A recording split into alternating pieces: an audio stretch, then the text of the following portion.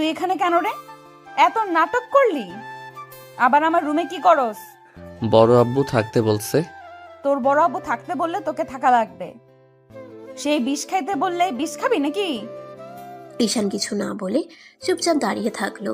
ইভা ধমক দিয়ে বলল, দরজা লাগিয়ে দিয়ে সোফায় গিয়ে শুয়ে পড়, আমার অনেক ঘুম পাচ্ছে। হ্যাঁ। আর আমার কাছে আসলে কি হতে পারে বুঝতে পারছিস তো? জি। ঈশান দরজা লাগিয়ে দিয়ে সোফায় শুয়ে পড়ে যেতে নিলে ঈশান ফ্লোরে সোফার উপরে বালিশটার মাথার নিচে দিয়ে শুয়ে পড়ল। সকালে ঘুম ভাঙলে দেখে এবার রেডি হচ্ছে। ঈশান উঠে চোখ ডলতে ডলতে বলল, আপনি কোথায় যান? ভার্সিটিতে। ও আচ্ছা। ঈশান ওয়াশরুমে গিয়ে ফ্রেশ হয়ে নিল। রেডি হয়ে ব্যাগ নিয়ে নিচে গেলে এবার আম্মু বলে, ঈশান কোথায় যাচ্ছ? আন্টি আমি কলেজে যাব। ও, এবার তুই ঈশানকে নিয়ে যা, তোদের কলেজেই তো ভর্তি করা হয়েছে। মানে কি? মানে কিছু না, তুই নিয়ে যাবি, এটাই শেষ কথা। পারবো না, ওই একা যা। আমি কলেজে চিনি, একা যেতে পারবো। আচ্ছা, দুইজন খাবার খেয়ে নাও। ঈশান ইভা খাবার খেতে বসলো। দুজনের খাওয়া শেষ হইলে এবার আম্মু দুজনকে হাত খরচ দিল। ঈশান নিতে না চাইলে জোর করে দিল। দুইজন বাসা থেকে বের হয়ে গেল। ইভা বাইক নিয়ে চলে গেল। ঈশান রিক্সার অপেক্ষা করতে লাগলো। রিক্সা পেলে উঠে পড়লো। কলেজের গেটের সামনে নেমে পড়লো। কলেজের ভিতরে গেলে দেখতে পেল ইভা ক্যাম্পাসের মাঝখানে বসে আছে বন্ধুদের সাথে। ঈশান সামনের দিকে এগিয়ে যেতে লাগলো। ঈশান বুঝতে পারছে না কোনটা কার ক্লাস। ইভা অনেকক্ষণ ধরে ঈশানকে খেয়াল করতে লাগলো। ঈশানের ক্লাস রেখে অন্যদিকে যেতে দেখে ইভা একটা ছেলেকে ডাক দিল। ছেলেটা আসলে ইভা বলল, এই শোনো, ওই যে ব্ল্যাক কালার শার্ট পরা ছেলেটাকে দেখছো, ওকে ইন্টার ফার্স্ট ইয়ারের ক্লাসটা দেখিয়ে দাও। ছেলেটা চলে গেলে রাইসা বলে ওঠে, ছেলেটা কে রে? আমার বন্ধুর ভাগনা, আমাদের বাড়িতে থাকবে মনে হয়। কিউট বাচ্চা একটা। ওইদিকে না তাকিয়ে এইদিকে ফোকাস দে। এইদিকে ছেলেটা ঈশানকে ক্লাস দেখিয়ে দিয়ে চলে গেল। ঈশান ক্লাসে গিয়ে লাস্ট বেঞ্চিতে গিয়ে বসলো। ব্যাগ রেখে ঈশান ক্লাস থেকে বের হইল। হঠাৎ করে কয়েকটা ছেলে ঈশানকে ডাক দিল। ঈশান এদিকে যেতেই পিছন থেকে দুজন এসে ঈশানের কাঁধে হাত দিয়ে হাঁটতে লাগলো। ঈশান তাকিয়ে হেসে দিয়ে বলল, আমি তো ভেবেছিলাম তোরা আজ আসবি না। আরে আসবো না মানে? গার্লফ্রেন্ড বানাতে হবে, সিঙ্গেল থাকা যাবে না। আবার শুরু হয়ে গেছে। আঙ্কেলকে আমি বলে দিব। দেখ, মজা করছি। ঈশান, তুই কি হোস্টেলে উঠেছিস?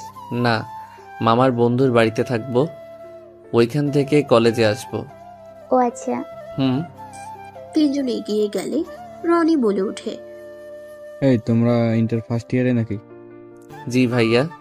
ও আচ্ছা, খুব ভালো। এই শোনো, আমাদের জন্য বাইরে থেকে স্পিড আর চিপস নিয়ে আস। আমরা কেন নিয়ে আসবো? আপনাদের জিনিস আপনারা নিয়ে আসেন। এই তো সাহস তো কম না, আমাদের মুখের উপর কথা বলস। আমাদের কথা মতো না চললে এই কলেজে একদিন ও টিকতে পারবি না। তাড়াতাড়ি যা, না হলে। আনবো না, দেখি কি করতে পারেন। রাকিব, ঝামেলা করিস না। ভাইয়া টাকা দেন, আমি নিয়ে এসে দিচ্ছি। তোর টাকা দিয়ে নিয়ে আয়, এখন না হলে দুজনকে পিটিয়ে সোজা করে ফেলবো। ভাইয়া আমরা কেন টাকা দিব? ঈশান রাকিবকে রনির বন্ধুরা মারতে যাবে, সাথে সাথে পিছন থেকে ইভা বলে ওঠে, এখানে হচ্ছেটা কি? দেখেন না উনি আমাদের মারতে আসছে। হিবা আপু, তুমি এখানে থেকে যাও। এই ছেলেগুলো অনেক বেয়াদব, আমাদের সাথে বেয়াদবি করছে। ওদের সাহস দেখে আমি বাঁচি না। কিসের বেয়াদবি করছে? এই যা এখান থেকে তোরা। আপু, আমরা সত্যি বলছি, ওদের জিজ্ঞেস করো। না, আমরা বেয়াদবি করি নাই। উনি আমাদের বলছে যে দোকান থেকে স্পিড আনতে। রাকিব আনবে না বলছে, পরে আমি তারপর আনতে চাইলাম, বাট উনি বলে আমাদের টাকা দিয়ে নিয়ে এসে দিতে। ইভা রেগে ঈশানের গালে থাপ্পড় মেরে দিলে সবাই হা হয়ে গেল। সবাই ভয়ে ঢুক গিলতে লাগলো। ঈশান গালে হাত দিয়ে দাঁড়িয়ে আছে, নিচের দিকে তাকিয়ে চোখ দিয়ে টপ টপ করে পানি পড়তে লাগলো। রনিরা মিটে মিটে হাসতে লাগলো। ইভা রেগে গিয়ে বলে, এই তুই এত ভীতু কেন রে? তোর বন্ধু তো সাহসী, তুই কোন হিসাবে ওর চাকরিগিরি করতে চাস? তুই কোন হিসাবে ওর চাকরগিরি করতে চাস? তুই এখানে পড়াশোনা করতে এসেছিস, কারো চাকরগিরি করতে না। এখনই ওদের গালে থাপ্পড় যদি না দেস, তোর কপালে দুঃখ আছে। থাপ্পড় মার বলছি। ইভার কথা শুনে রনিরা ঢোক গিলতে লাগলো। রাকিব তুলি খুশি হয়ে রনিকে দুজন দুই দিক থেকে থাপ্পড় মারলো। ঈশানের দিকে ইভা তাকিয়ে বলে, কিরে তুই গালে হাত দিয়ে আসিস কেন? থাপ্পড় মার বলছি। ওনারা আমার বড়, আমি ওনাদের গায়ে হাত দিতে পারবো না। কুত্তা, ওই তোকে বিনা কারণে মারতে নিয়েছিল, আর তার গায়ে হাত দিতে পারবি না? থাপ্পড় মারবি নাকি আরেকটা থাপ্পড় আমি তোকে দেব? দেন, তাও আমি ওনাকে মারতে পারবো না। ইভা আপু, তুমি কাজটা ভালো করলে না। আমার সাথে লাগতে আসো না, বলে দিলাম। বিষয়টা কিন্তু ভালো হবে না। ইভা রেগে রনির চুল ধরে বাইকের ট্যাঙ্কির উপরে দিল বাড়ি লাগিয়ে, আর বলে, আমাকে হুমকি দেস? কি করবি তুই? তো সাহস দেখে বাঁচি না। আমাকে হুমকি দেস? ইভার মার দেখে সবাই ভয়ে দৌড়ে পালালো। রাকিব তুলিত খুশিতে শীষ বাজিয়ে বলল, আপু, আমি তো আপনার অনেক বড় ফ্যান হয়ে গেলাম। আমার ফ্যান হতে হবে না, তোমাদের ওই বলদটাকে ঠিক করো। ইভা কথাগুলো বলে চলে গেল। ঈশানের অনেক ভালো লাগলো। ঈশান খুশি হইলে প্রকাশ করলো না। ঈশান রাকিব তুলির সাথে যেতে লাগলো। ক্লাস সময় হলে তিনজন ক্লাসে চলে গেল। মনোযোগ দিয়ে ক্লাস করতে লাগলো। ক্লাস শেষ হইলে তিনজন লাইব্রেরি খুঁজতে লাগলো। লাইব্রেরিতে গিয়ে তিনজন নিজেদের পছন্দ মতো বই খুঁজতে লাগলো। ঈশানের হাতে রাকিব একটা বই দিলে সাথে সাথে ইভা সামনে আসলে ঈশানের হাত থেকে বই ফেলে বলল, না না, আমি এইসব পড়ি না। রাকিব দিয়েছে আমার হাতে। ক্লাস বাদে এখানে কি করস? ক্লাস নাই, আর লাইব্রেরি বইগুলো পড়তে ভালো লাগে। যা চুপচাপ পড়, বেশি কথা বললে বের করে দিব। এই লাইব্রেরির দায়িত্ব আমার, বুঝলি? আচ্ছা। ঈশান বই খুঁজতে লাগলো। বই পেয়ে গেলে তিনজন একসাথে বসে পড়তে লাগলো। হঠাৎ করে রাইসা এসে বলল, হাই, হ্যালো। তোমাদের সাথে কি বসতে পারি? জি অবশ্যই আপু, বসুন। রাইসা ঈশানের সামনে বসলো। ঈশান ওইদিকে মনোযোগ না দিয়ে বই পড়তে লাগলো। ঈশান রাকিবকে বলল, এই রাকিব গার্লফ্রেন্ড বানানোর একটা বই পাইছি। ঈশান কথাটা বলে সামনের দিকে তাকাতেই সাথে সাথে ভেবাচেকা খেয়ে গেল। রাইসা ব্রুকুচকে বলল, গার্লফ্রেন্ড বানানোর বই পাওয়া যায় এখানে? মানে আপনি যা ভাবছেন তেমন কিছু না। তুমি নিজেই তো বললে তোমাকে তো কত কিউট বাচ্চা লাগছিল, নম্র ভদ্র। ভাবলাম এখন দেখি তুমি অন্য ছেলেদের মতো গার্লফ্রেন্ড খুঁজছো। সে ঈশান, তুই এখানে পড়তে এসেছিস আর পড়া বাদ দিয়ে গার্লফ্রেন্ড খোঁজার জন্য বই পড়ছিস? রাকিব কথাগুলো বলে মিটে মিটে হাসতে লাগলো। ঈশান তো পুরো ব্যাককল হয়ে গেল। ঈশান বলে, মিথ্যা কেন ফাঁসিয়ে দিচ্ছিস? এই বইয়ের ভিতরে নায়ক নায়িকাকে পটানোর জন্য সুন্দর সুন্দর প্ল্যান করছে। তোকে ভালোভাবে সাহায্য করতে চাইলাম, ভালো লাগলো না, তাই যা, এই বই তোকে আমি দিবই না। ওই রাইসা, এখানে এত চিল্লাপাল্লা কেন? এই পিচ্চি গার্লফ্রেন্ড বানানোর জন্য বই পড়ছে? কি? ঈশান ভয় পেয়ে ঢোক গিলতে গিলতে বলে, না না, আমি এটার জন্য বই পড়ছি না। আমার থ্রিলার গল্প ভালো লাগে, বাট এখানে যে একটু রোমান্স আছে এইটা জানতাম না। বই রাখ, বের হ তুই এখান থেকে। গার্লফ্রেন্ড বানাচ্ছি তোকে। বিড়াল, তোকে আমি পরে দেখে নিব। এই বাই, সরি, মজা করছি। ওই ঈশান, শোন না। ওই বাই। ঈশান রাকিবের কোনো কথা না বলে চলে যেতে লাগলো। রাকিব ঈশানের পিছন পিছন যেতে লাগলো। তুলি এখানে বসে থেকে বই পড়তে লাগলো। মনটা ভাঙে গেল, পিচ্চিটারে ভালো লাগলো। এইটাও একটা লুচ্চা, এই বয়সে গার্লফ্রেন্ড খোঁজা শুরু করছে। আরে আপু, ওকে ভুল বুঝছেন। ঈশান অনেক ভালো ছেলে, নম্র ভদ্র শান্ত একটা ছেলে। রাকিব সারাদিন আমাদের মাথা নষ্ট করে দেয়, গার্লফ্রেন্ড লাগবে ওর। মেয়ে কিভাবে পটাবে সেই জন্য হাজারো বই পড়ে। আর ঈশান একটু দেখছে তাই ওকে জানানোর জন্য বলছে, আর রাকিব ওকে ফাঁসিয়ে দিয়েছে। যাক, মনটা ভাঙে নাই। তুই লুচ্চামি কম কর, বই পড়লে পড়, না হইলে ক্লাসে যা। এত চেতা যাস কেন? তাহলে চুপ থাক, বাকি সবার সমস্যা হচ্ছে। রাইসা মুখ ভেঙচি দিয়ে পড়তে লাগলো। এদিকে ঈশানের থেকে বইটা চাইতে লাগলো। ঈশান ক্লাসে চলে গেল। ম্যাম আসলে আর কিছু বলতে পারলো না। ঈশান সব ক্লাস শেষ করে ক্যান্টিনে চলে গেল। রাকিব ঈশানের কাছ থেকে বই নেওয়ার জন্য পিছনে পড়ে থাকলো। ঈশান সামোসা অর্ডার দিয়ে বসে পড়লো। তুলি বলে ওঠে, ঈশান, তোর গার্লফ্রেন্ড পাওয়া গেছে? মানে? বাম সাইডে দেখ, সিনিয়র ওই আপুটা। ঈশান বামে তাকাতেই দেখে ইভা, রাইসা আর কয়েকটা ছেলে। ঈশান বলে, ড্যাড কি যাতা বলস? সত্যি বলছি, রাইসা আপু তোকে অনেক পছন্দ করে। মনে হয় তোর প্রেমে পড়ছে। ফালতু কথা বলিস না। তুলি আর কিছু বলল না। সামোসা আসলে ঈশান নিজের মতো করে খেতে লাগলো। খাওয়া শেষ হলে বিল দিয়ে তিনজন বের হয়ে গেল। মাঠের এক পাশে গিয়ে তিনজন বসে থেকে আড্ডা দিতে লাগলো। রাইসা আর কয়েকজন এসে বলল, এই তোমরা আমাদের জায়গায় কেন বসছো? এখানে কি নাম লেখা আছে নাকি যে কোনটা কার জায়গা? না মানে সেই রকম কিছু না, এখানে আমরা বসি আর কেউ বসে না। সবাই জানে এখানে আমাদের টিমের সদস্যরা শুধু বসে। ও আচ্ছা, সরি আপু, আমরা জানতাম না। রাকিব চল গাছের ওই দিকে বসি, এখন ঝগড়া শুরু করিস না, উঠে। ওরা ডান সাইডে কিছুটা দূরে বসলো। ইভা কিছুক্ষণ পর এসে সবার সাথে বসলো। ইভা ঈশানকে দেখে বলল, ওই তোদের ক্লাস শুরু হয়েছে, যা এখান থেকে। ক্লাস করব না, সব ক্লাসে শুধু পরিচয় পর্ব হয়। পরিচয় হয়ে নে, যা। প্রথম দিন এসে এই অবস্থা, আর তো বাকি দিন পড়ে আছে, যা এখান থেকে। ঈশান কিছু না বলে রাকিব তুলিকে নিয়ে ক্লাসে চলে গেল। কলেজ ছুটি হলে তিনজন বের হয়ে যায়। ঈশানকে রাকিব বলল, দোস্ত, সামনে একটা পার্ক আছে, চল আমরাও এখানে যাই। তুই কিভাবে জানলি? আমি এসেছিলাম তাই জানি, চল। তিনজন পার্কে চলে গেল। গিয়ে অনেকক্ষণ থেকে সন্ধ্যার দিকে যার যার মতো চলে গেল। ঈশান বাসায় গিয়ে কলিং বেল বাজাতেই ইভা দরজা খুলে রাগের লোক নিয়ে তাকিয়ে বলে, কিরে, তুই এতক্ষণ কই ছিলি? তোর কলেজ ছুটি হয়েছে কখন, আর আসলি কখন? আসলে আমি পার্কে ঘুরতে গেছিলাম। কি? কোন পার্কে? ওখানে তো দুইটা আছে, কোনটাতে গিয়েছিলি? নাম খেয়াল নাই। ইভা কিছু বলতে যাবে, ইভার আম্মু বলে উঠল, কি ব্যাপার ঈশান, ভেতরে না এসে বাইরে দাঁড়িয়ে আছো কেন? আম্মু ওকে ভুলেও বাচ্চা ভেবো না। তুমি জানো ওই লাইব্রেরিতে গিয়ে কি কি পড়ছে? আপু মিথ্যা বলবে না তো? ঈশানের মুখ থেকে আপু ডাক শুনে দুজন ভ্রুকুচকে তাকালো। ইভার আম্মু বলে, ঈশান এসব কি বলো? এবার তোমার স্ত্রী, তুমি ওকে আপু কেন বলছো? আপনারা আঙ্কেল আন্টি হইলে উনি তো আপু হয়। ইভা কথাটা শুনে আগে কিছু বলবে তার আগেই ইভার আম্মু বলে, এবার তোমার আগে আপু ছিল, এখন তো তোমাদের বিয়ে হয়েছে, তার মানে এখন থেকে ও তোমার স্ত্রী, আর বউকে কেউ আপু বলে ডাকে? তাহলে কি বউ বলে ডাকবো? খবরদার, একদম না। আমাকে তুই কোনো কিছুই বলবি না, আপু বলবি না, বোনও না, কিছুই না। আর হ্যাঁ, আমার সাথে যে তোর বিয়ে হয়েছে এইটা যেন কেউ না জানে, জানলে তোর খবর আছে।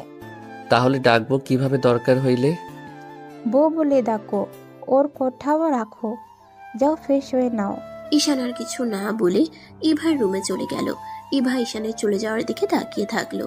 ইভা ঈশানের পিছন পিছন গেল। রুমে গিয়ে ঈশানকে বলল, এই, তুই রাইসের থেকে দূরে থাকিস, না হইলে তোর অবস্থা খারাপ করে দিব।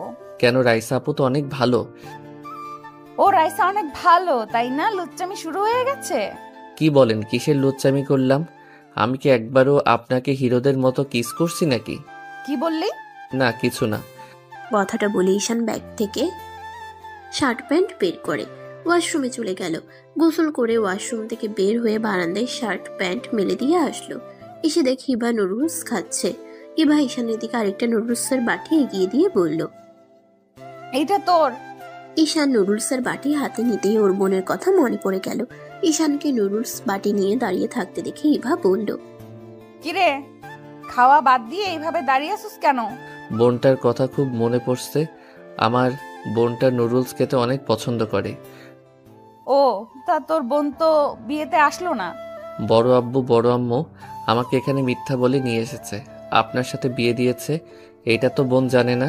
ও আচ্ছা, তুই তোর বড় আম্মু বড় আব্বুকে অনেক ভয় পাস? হ্যাঁ। তোর আব্বু আম্মু কোথায়?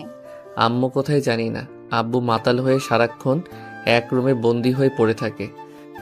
আমি শুনেছি তোর আম্মু নাকি অন্য ছেলের লগে ভেগে গেছে। বাজে কথা বলবেন না। আমার আম্মু কোথায় কেউ জানে না। আমার আম্মু অনেক ভালো মানুষ ছিল। আমার আম্মু আব্বু তো ভালোবেসে বিয়ে করেছিল, তাহলে অন্য কারোর সাথে চলে কেন যাবে? আমি কি জানি, একবার তোর বড় আব্বুর মুখে শুনেছিলাম। এইটা মিথ্যা কথা। হয়তো। এখন খা, পরে তোর বোনকে নিয়ে আসিস। রেস্তোরাঁ নিয়ে গিয়ে যা ইচ্ছা খায়, সব খাওয়াবনি। সত্যি বলছেন? হ্যাঁ, এখন খা। ঈশান সোফায় বসে খেতে গিয়েও খেতে পারলো না। ঈশানের চোখ দিয়ে পানি পড়তে লাগলো। ইভা বলে উঠে, কি হলো আবার? আমি খেতে পারছি না। আমার বোনটা খেতে পেয়েছে কিনা তাও জানি না। আপনার ফোনে একবার বড় আম্মুকে কল দিতে দিবেন? কান্না করিস না, এই নে। ইভা ঈশানকে ফোন দিলে ঈশান ওর বড় আম্মুকে কল দিল। কল রিসিভ করতেই ঈশানের বোনের চিৎকার শুনতে পেয়ে বুঝতে আর বাকি রইল না। ইভা যেন চমকে গেল। ঈশান বলে উঠে, বড় আম্মু আমার বোনকে কেন মারছে? আমি তো বড় আব্বুর কথা মতো কাজ করলাম, তারপরও কেন মারছে? ঈশান বাপ আমার, আমাকে ক্ষমা করে দে। ঈশান, তুই তোর বোনকে নিয়ে কোথাও পালিয়ে যা, এখানে থাকিস না। ওরা তোদেরকে কখনোই ভালোবাসে না। ওদের জন্য নিজেদের জীবন দিলে ওরা খুশি হবে না কখনোই। আমি এখনই আসছি। ঈশান কল কেটে দিয়ে ইভার দিকে তাকিয়ে কান্না চোখে বলল, বউ, আমাকে কিছু টাকা দিবেন? আমি আমার বোনটাকে নিয়ে অনেক দূরে যাব। আমি কাউকে জ্বালাবো না। আপনাকে আর আমার উপরে রেগে থাকতে হবে না। ঈশানের মুখ থেকে বউ ডাক শুনে ইভা ভাবনার জগৎ থেকে বের হয়ে বলল, ছি, ওরা এত খারাপ। ঈশান চল, আমি তোর সাথে যাব। ইভা বাইকের চাবি নিয়ে ঈশানের সাথে নিচে যেতে লাগলো। নিচে গেলে ইভার আম্মু ডাক দিলে কিছু না বলে দুজন দৌড়ে চলে গেল। ঈশান বাইকের চাবি নিয়ে বাইকে উঠে পড়লো। ইভা ঈশানের পিছনে উঠে পড়লো। ঈশান জোরে বাইক চালাতে লাগলো। ইভা ভয়ে ঈশানকে পিছন থেকে শক্ত করে জড়িয়ে ধরলো। 1 ঘন্টা জার্নি করে ঈশান ইভা বাসার সামনে নামলো। ঈশান ভিতরে ঢুকে পড়লো। দরজা ধাক্কাতে লাগলো। বড় আম্মু দরজা খুলে দিলে ঈশান বলে, বড় আম্মু, আতিয়া কোথায়? ওর রুমে আছে, কাউকে যেতে দিচ্ছে না। ঈশান দৌড়ে যেতে লাগলো। ইভা ঈশানের পিছন পিছন যেতে লাগলো। ঈশান ঘরের সামনে গেলে ওর বড় আব্বু কিছু বলবে তার আগে ইভা চলে আসলে ভালো সাজার চেষ্টা করতে লাগলো। ঈশান দরজা খুলে দেখে ওর বোন অজ্ঞান হয়ে পড়ে আছে, সারা শরীরে মারের দাগ। ইভা চিৎকার করে বলল, ওই মেয়েটার গায়ে কে হাত দিয়েছে? এখন আমার সামনে আসবেন, না হইলে আমি এখানে ভাঙচুর করে দিব। ঈশানের বড় আব্বু বলে, মা, তুমি শান্ত হও। আতিয়া আমার ছোট মেয়েকে মেরে ফেলতে নিয়েছিল। ঈশান আতিয়াকে কোলে তুলে নিয়ে বলল, ব্যাস, আর একটা মিথ্যা বলবেন না। আমার বোন পিচ্চিকে কতটা ভালোবাসে এই এলাকার সবাই তা জানে। আমার বোন কখনোই মারতে পারে না। আমি চলে যাচ্ছি। আর রফিক তালুকদার, আপনার বাবা যেন কারো না হয়। যে বাবা নিজেদের সন্তানের উপরে অত্যাচারিত হতে দেখে কিছু বলে না। আর বড় আব্বু, আমার বোনের যদি কিছু হয় তাহলে আপনার অহংকার আমি ভেঙে গুড়িয়ে দিব। ঈশানের চোখে মুখে রাগের ছাপ। ঈশানের কথা শুনে সবাই যেন অবাক হয়ে গেল। ঈশান ওর বোনকে নিয়ে চলে যাওয়ার সময় সদর দরজায় সজোরে লাথি মেরে চলে গেল। ইভা ঈশানের পিছন পিছন যেতে লাগলো। ইভা ঈশানকে বলে ওঠে, ঈশান, তুমি বাইক চালাও, আমি আতিয়াকে ধরছি। ঈশান আতিয়াকে বসিয়ে দিয়ে বাইকে উঠে পড়লো। আতিয়াকে ধরে ইভা উঠে পড়লো। বাইক নিয়ে সোজা হসপিটালে চলে গেল। আতিয়াকে হসপিটালে ভর্তি করে দিল। আতিয়ার জ্ঞান ফিরলে আতিয়া ঈশানকে হাত ধরে। ঈশানকে জড়িয়ে ধরে কান্না করতে করতে বলল, ভাইয়া, আমাকে ছেড়ে কোথায় চলে গেছিলে? ভাইয়া, আমি তোমাকে অনেক মিস করছি। ভাইয়া, আমি তোমাকে ছাড়া থাকতে পারবো না। ভাইয়া, আমি ওই বাড়িতে আর থাকবো না। আমাকে নিয়ে অন্য কোথাও চলো না। ভাইয়া, আমি তোমাকে কথা দিচ্ছি, আমি না খেয়ে থাকবো, তোমাকে একদম বিরক্ত করবো না। প্লিজ ভাইয়া, আমাকে তোমার সাথে অন্য কোথাও নিয়ে চলো। আতিয়ার কান্না দেখে ইভার চোখে পানি চলে আসলো। ইভা ঈশানকে বলল, ঈশান, মেডিসিনগুলো লিখে নিয়ে এসেছি। আর তোমরা কান্না করো না, আজ থেকে তোমরা আমাদের বাড়িতে থাকবে। আমারও কোনো বোন নাই, আজ থেকে তুমি আমার ছোট বোন। ইভা আতিয়ার কাছে গেলে আতিয়া ঈশানের দিকে তাকায়। ঈশান বলে ওঠে, উনি আমার স্ত্রী।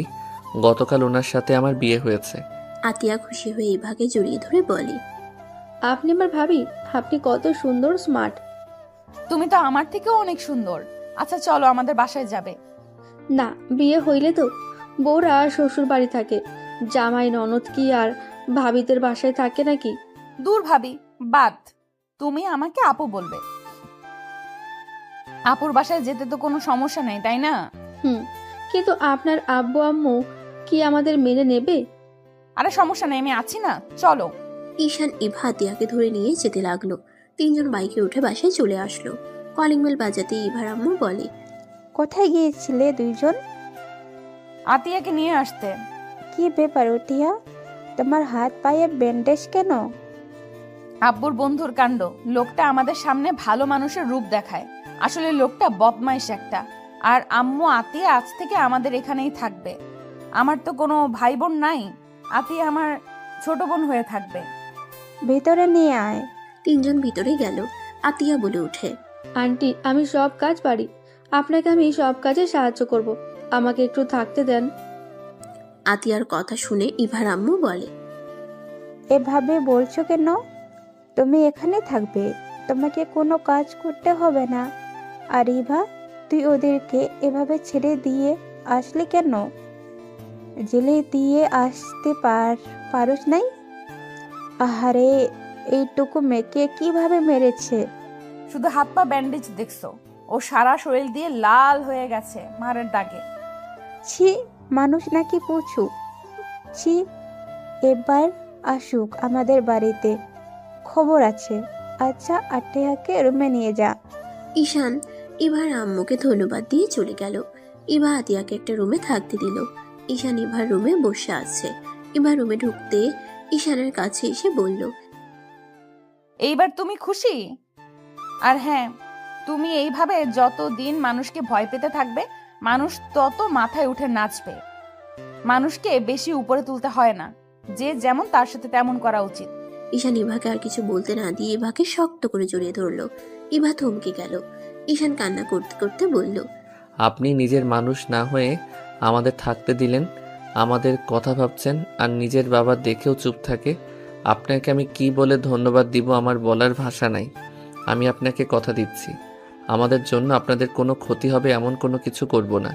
আমি আপনাদের সব কথা মেনে চলবো। ঈশান ছাড়ো। ঈশানের রাতের কথা মনে পড়তেই সাথে সাথে ছেড়ে দিয়ে বলল, সরি, আসলে আবেগে ধরে ফেলছি, আমার খেয়াল ছিল না। It's okay. ধন্যবাদ। আচ্ছা, ফ্রেশ হয়ে আসি। আচ্ছা, যান। ইভা ওয়াশরুমে গেলে ঈশানের জড়িয়ে ধরা মুহূর্তটা বারবার মনে পড়তে লাগলো। চোখ বন্ধ করে ঈশানের স্পর্শ অনুভব করতে লাগলো। হঠাৎ করে মাথায় হালকা থাপ্পড় দিয়ে বলে, কি ভাবস? ওই তোর অনেক ছোট, ওর সাথে তোর কিভাবে যায়? একদম ওর কথা ভাববি না। ইভা কথাগুলো ভেবে ফ্রেশ হয়ে বের হইল। ঈশান ঘাটে বসে থেকে ভাবতে লাগলো, এখানে কি থাকা ঠিক হবে? একসাথে দুইজনের দায়িত্ব অন্য কারোর উপরে দেওয়া ঠিক না। আমাকে যে কোনো একটা জব খুঁজতে হবে। ঈশান কথাগুলো ভাবতে লাগলো। ইভা ওয়াশরুম থেকে বের হয়ে বলল, যাও ফ্রেশ হয়ে আসো, আম্মু খাবার খেতে ডাকছে, আমি আতিয়াকে নিয়ে গেলাম। ইভা চলে গেল। ঈশান ফ্রেশ হতে চলে গেল। ফ্রেশ হয়ে ঈশান নিচে চলে গেল। নিচে গেলে দেখে আতিয়া এত খাবার দেখে খুশি হয়ে মজা করে খাচ্ছে। ঈশান বোনের মুখে হাসি দেখে নিজের মুখে হাসি ফুটে উঠলো। এবার আম্মু ঈশানকে দেখে বলল, ঈশান, তুমি আসো, খেয়ে নাও। ঈশান গিয়ে বসলো। ঈশানের হাতের দিকে আতিয়ার চোখ গেলে বলে, ভাইয়া, তোমার হাতে কি হয়েছে? আমি তো খেয়াল করিনি। আতিয়ার কথা শুনে সবাই কিছুটা ভরকে গেল। ঈশান হাসি মুখে বলে, আর বলিস না, খেলতে গিয়ে টিনের টুকরার সাথে লেগে কেটে গেছে। উফ ভাইয়া, তুমি কি সাবধানে খেলতে পারো না? এখন থেকে সাবধানে খেলবো, তুই খা। ইভা দীর্ঘ নিঃশ্বাস ছাড়লো। আতিয়ার খাওয়া শেষ হলে সবার থেকে বিদায় নিয়ে রুমে চলে গেল। ইভা বলে ওঠে, ওই যেমন করে ওই তো খেতেও পারে না, অল্প খেয়ে চলে গেল। ছোট মানুষ, পেটে যতটুকু জায়গা ততটুকু তো খাবে। আচ্ছা, তুমি ওকে মিথ্যা কেন বললে? কোন বিষয়? এই যে আমি তোমার হাতে চাকু দিয়ে কেটে দিলাম, আর তুমি বললে অন্য কথা। ওই যদি জানতো আপনি করছেন তাহলে আপনাকে দেখে অনেক ভয় পেত, আপনাকে ঘৃণা করতো। ওই আপনাকে ভালোবাসতে শুরু করছে, আপনাকে অনেক পছন্দ করতে শুরু করছে। সেখানে আপনার প্রতি ধারণা অন্যরকম হয়ে যেত। ও আচ্ছা। চারজন টুকটাক কথা বলে খাবার খেয়ে যার যার রুমে চলে গেল। ঈশান দরজা লাগিয়ে দিয়ে পড়তে বসলো। ইভা খাটের উপরে বসে ফেসবুকিং করতে লাগলো। পড়া শেষ হইলে দেখে ইভা ফোন চালু করে ঘুমিয়ে গেছে। ঈশান আস্তে আস্তে কাছে গিয়ে ফোনটা অফ করে দিল। ইভাকে ধরে আস্তে আস্তে বালিশ ঠিক করে শুয়ে দিল। ইভা ঘুমের ভিতরে ঈশানকে জড়িয়ে ধরলো। ঈশান ভয়ে কাঁপতে লাগলো। ঈশানের কাঁপাতে এবার ঘুম ভাঙলে সাথে সাথে ধাক্কা দিয়ে রাগে লোক নিয়ে বলে, আবার আমার ঘুমের সুযোগ নিতে চাইছিলি? বউ, আমার কথা শুনে খালি ভুল বুঝবেন না। আপনি ফোন চালু করে আতশোয়া হয়ে ঘুমিয়ে গেছিলেন, আমি জাস্ট আপনাকে ঠিক করে শুয়ে দিচ্ছিলাম আর ফোন অফ করলাম। আপনি নিজেই তো জড়িয়ে ধরছিলেন। ভালো হয়েছে, যা ঘুমা। ঈশান লাইট অফ করে নিচে শুয়ে পড়ল। সকালে ঘুম থেকে উঠে ওয়াশরুমে চলে গেল। ফ্রেশ হয়ে রেডি হয়ে নিচে গিয়ে দেখে এবার রেডি হয়ে আতিয়ার সাথে হেসে হেসে কথা বলছে। ঈশান নিচে গেলে আতিয়া বলে, ভাইয়া আমি আন্টির সাথে একটাও জায়গায় যাব, তুমি আবার বাসায় এসে আমাকে খুঁজো না। কোথায় যাবি? আমার বান্ধবীর বাড়িতে যাব। তুমি ইভা বাসায় এসে খাবার খেয়ে নিও, আর রাতে নাও আসতে পারি। ও আচ্ছা। চারজন খেতে বসলো। খাওয়া শেষ করে ইভা ঈশান বের হয়ে গেল। ঈশান দাঁড়ালে ইভা বলে, বাইকে উঠেক। না, আপনি যান। উঠেক, সমস্যা নাই, সবাই জানে তুই আমার আব্বুর বন্ধুর ভাগ্নে হোস। এবার কথা মতো ঈশান উঠে পড়ল। ঈশান মাঝখানে ব্যাগ রাখলে ইভা মুচকে হাসলো। বাইক জোরে চালাতে লাগলো। কলেজের গেটের সামনে নামতেই তুলি এসে ঈশানকে টেনে নিয়ে যেতে লাগলো। কি হয়েছে, এভাবে নিয়ে যাচ্ছিস কেন? আজকে ক্লাস করব না রাকিব, আমি তুই মিলে ঘুরতে বের হব। আর এক জায়গায় দাওয়াত আছে। কোথায়? তুই যে ভাইয়াটাকে বাঁচিয়েছিলি রক্ত দিয়ে, ওই ভাইয়াটার আজকে বার্থডে। ক্লাবে ভাইয়া পার্টি রাখছে। ভাইয়ার সাথে সারা দিন ঘুরে রাতে পার্টি করে বাসায় চলে যাস। তোরা দুইজন যা, আমি যেতে পারবো না, আমার কাজ আছে। যা, ভাইয়াকে তাহলে বল যা। ভাইয়াকে কোথায় পাবো? তুলি ঈশানের হাত ধরে নিয়ে যেতে লাগলো। ভার্সিটির দিকে নিয়ে যেতে লাগলো। 3 তলায় নিয়ে গিয়ে একটা ক্লাসে টেনে নিয়ে গিয়ে বলল, ভাইয়া। ঈশান নিজেকে সামলিয়ে নিয়ে সামনের দিকে তাকাতেই দেখে ইভা রাইসা ফ্রেন্ড গ্রুপের সবাই আসছে। রাফি ঈশানকে দেখে বলল, ঈশান কেমন আছো? আলহামদুলিল্লাহ ভাইয়া, আপনি কেমন আছেন? আর শুভ জন্মদিন ভাইয়া। ধন্যবাদ ব্রাদার। এদিকে আসো, আমার ফ্রেন্ডদের সাথে পরিচয় করে দেই। রাফি ঈশানকে ধরে নিয়ে যেতে লাগলো। এক এক করে সবার সাথে পরিচয় করিয়ে দিতে লাগলো। ইভাকে দেখিয়ে দিয়ে বলল, আর এটাই আমার বেস্ট ফ্রেন্ড ইভা আর রাইসা। আরে ওকে তো আমরা চিনি। ভাইয়া, ওই আপনার সাথে ঘুরতে যাবে না বলছে। সত্যি এটাই বলেছ? না মানে ভাইয়া, আমি তো আপনার বেস্ট ফ্রেন্ডদের বাসায় থাকি। আঙ্কেল তো মিটিংয়ের জন্য সিলেট গেছে, আর আন্টি আমার বোনকে নিয়ে কোথাও গেছে, রাতে আসবে না। বাসায় আমি আর উনি থাকবো। সেখানে একটা মেয়ে মানুষকে বাসায় একা রাখার সাহস হচ্ছিল না যদি ভয় পাই। ঈশানের কথা শুনে সবাই অবাক হয়ে গেল। রাফি হেসে বলে, ওহ, এই ব্যাপার, তুমি ইভাদের বাসায় থাকো? আগে তো বলো নাই। আর ইভা তো আমাদের সাথে থাকবে, তাই এত চিন্তা করো না। আর আন্টি আমাদের বাসায় যাবে, তাই এত চিন্তার কিছুই নেই। আপনিও যাবেন নাকি? ওকে, তাহলে আমিও যাব। ওকে, তাহলে সবাই চলো। সবাই বের হয়ে গেল। ঈশানকে দেখে রাইসা বলে, ঈশান তুমি আমার বাইকে আসো। তুলি এবার বাইকে যাও। আর রাকিব তুমি জাহিদের বাইকে ওঠো। আপু, আমি ওনার বাইকে উঠি, আপনি তুলিকে নিয়ে যান। ওনাকে তো চিনি ভালো করে, তাই অন্য মেয়ের বাইকে যেতে প্লিজ রাগ করেন না। ইভা মনে মনে খুশি হইল। কাউকে বুঝতে দিল না ইভা ঈশানকে নিয়ে যেতে লাগলো। রাইসার রাগ হইলেও কিছু বলল না। সবাই যেতে লাগলো। সারাদিন ঘোরাঘুরি। একটা জঙ্গলে গিয়ে সবগুলো ফেসে গেল। ইভা রেগে বলে, এই রাস্তাকে যেন আসতে বললি? কচুর দল, যা সামনে থেকে, গাছ সরা। ঈশান নেমে আর কয়েকটা ছেলে নেমে গাছ সরাতে লাগলো। সরিয়ে দিয়ে আবার বাইকে উঠলো। সবাই জঙ্গলের ভিতর দিয়ে উঠে রাস্তায় উঠে পড়লো। বাইক নিয়ে যেতেই হঠাৎ করে ইভা বাইক থামিয়ে বলল, এই তুমি চালাও, আমার হাত ব্যথা করছে। ঈশান বাইকের সামনে চলে গেল। ইভা ঈশানকে পিছন থেকে ধরে যেতে লাগলো। ঈশান কিছুটা অকওয়ার্ড ফিল করতে লাগলো। রাত 10টার দিকে বাম সাইডে ঘুরে যেতেই ঈশান ইভা দেখে সবাই বাইক থেকে নেমে হাঁটু গেড়ে বসে আছে। ঈশান ইভাকে নিয়ে পিছনে ঘুরে বাইক জোরে চালিয়ে নিয়ে যেতে লাগলো। ইভা রেগে গিয়ে বলল, এসব কি করছস? ওইখানে বন্ধুরা বিপদে পড়ছে আর তুই পালিয়ে যাচ্ছিস। ঈশান, বাইক থামা। ঈশান বাইক থামিয়ে বলে, আপনি বাইক নিয়ে থানায় যান, আমি ওইখানে যাচ্ছি। আমার সাথে তুইও চল। যান তো আপনি। ঈশান দৌড়ে সামনে থেকে একটা লাঠি তুলে দৌড়ে যেতে লাগলো।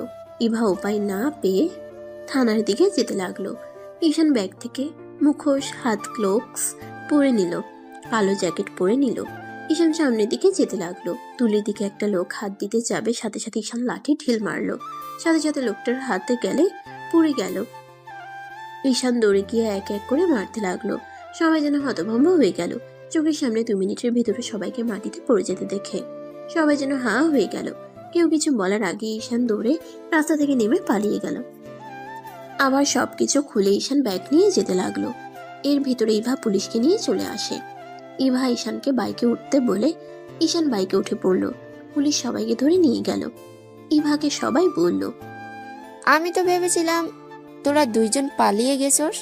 থানায় গিয়েছিলাম, পালিয়ে কেন যাব?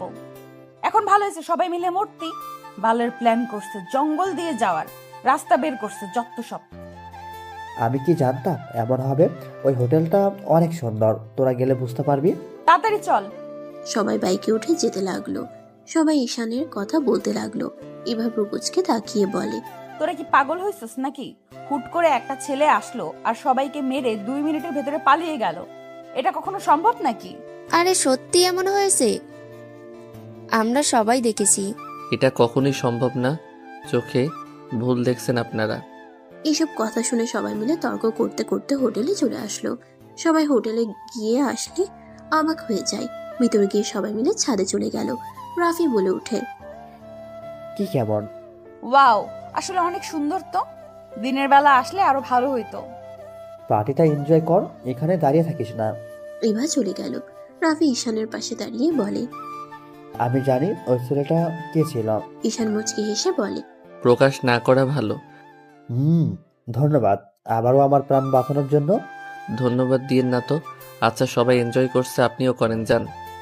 তোমার ভাবি আসবে, তারপর না হলে আবার ঝগড়া হবে। এত রাতে? ওই এই হোটেলে আছে, রেডি হচ্ছে। ও আচ্ছা। ওই তো এসে গেছে। রাফি ঈশান রাফির গার্লফ্রেন্ড সামনে গেল। রাফির গার্লফ্রেন্ড ঈশানের গাল ধরে আদর করে দিল। ঈশান লজ্জায় বলে, আপু সবার সামনে এমন করো না তো। উনি এখন কলেজে পড়ে, বড় হয়ে গেছে। ঈশানের গাল ধরে বলে, তুই আমার ছোট ভাই, ছোট থাকবি, কখনোই বড় হবি না। ঈশান হেসে বলে, ওকে আফা, যান। ইভা ঈশানকে রাফির গার্লফ্রেন্ডের সাথে এত খুশি দেখে রাগ হতে লাগলো। রাফির গার্লফ্রেন্ড সবার সাথে কুশল বিনিময় করে। 12টা বাজতেই সবাই কেক কাটার জন্য দাঁড়িয়ে গেল। কেক কাটা শেষ হলে সবাই একে অপরকে লাগিয়ে দিতে লাগলো। ঈশানের মুখে রাফির গার্লফ্রেন্ড একদম ছড়িয়ে দিল। ঈশানও রাফির গার্লফ্রেন্ডের সারা মুখে দিয়ে দিল। এবার রাগে শুনে জ্বলতে লাগলো। এবার রাফির কাছে গিয়ে বলে, এই শালা, তোর গার্লফ্রেন্ড অন্য ছেলের সাথে এইভাবে মজা করছে, তোর রাগ হচ্ছে না? না, রাগ কেন হবে? শালা তুই কি মানুষ নাকি? অন্য কিছু, নিজের গার্লফ্রেন্ডকে অন্য কারোর সাথে এত ঘনিষ্ঠ দেখলে যে কারোর রাগ হবে। দেখ, উল্টাপাল্টা ভাবা বন্ধ কর। আমার গার্লফ্রেন্ডকে আমি চিনি, আর ঈশাকেও ভালো করে চিনি। ইমা মুখ ভেঙচি দিয়ে চলে গেল। ঈশান আর রাফির গার্লফ্রেন্ড রাফির কাছে এসে রাফিকে ভূত বানিয়ে দিয়ে দুজনে হাসতে লাগলো। রাইসা এসে ঈশানকে দিতে যাবে, ঈশান হাত ধরে ফেলে। রাইসার মুখে দিয়ে দৌড় মারলো। রাইসা হেসে দিল। সবাই মজা করতে লাগলো। ঈশানকে সবাই ধরতে গেলে ঈশান ইভার পিছনে দাঁড়িয়ে গেল। সবার কেকগুলো ইভার মুখে লাগলো। এবার রেগে গিয়ে ঈশানের মাথা ধরে মুখে সব কেক ঈশানের গালে ভরিয়ে দিতে লাগলো। সবাই হা হয়ে গেল। সবাই মজা করে। খাবার খেয়ে ফ্রেশ হয়ে সবাই রুমে চলে গেল। ঈশান, রাকিব, তুলি এক রুমে চলে গেল। অন্যদিকে ইভা ও ঈশানদের রুমে এসে শুয়ে পড়ল। ছেলেরা সোফায় যাও, আর আমরা দুইজন এখানে ঘুমাবো।